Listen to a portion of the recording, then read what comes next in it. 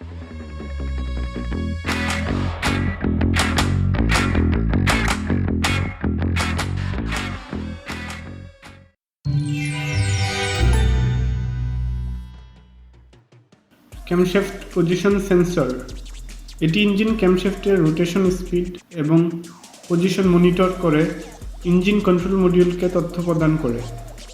এর তথ্য ব্যবহার করে engine control module ignition timing, fuel injection এবং ইঞ্জিনের অন্যান্য প্যারামিটার নিয়ন্ত্রণ করে।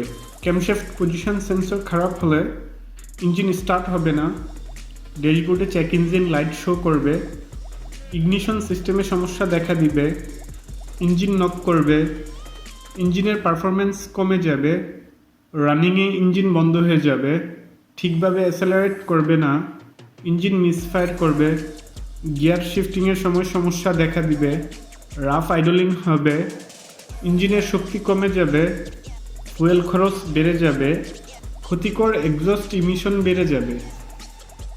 তাই ক্যামশ্যাফট পজিশন সেন্সর খারাপ হলে তা যথাসম্ভব কম সময়ের মধ্যে পরিবর্তন করে নিতে হবে।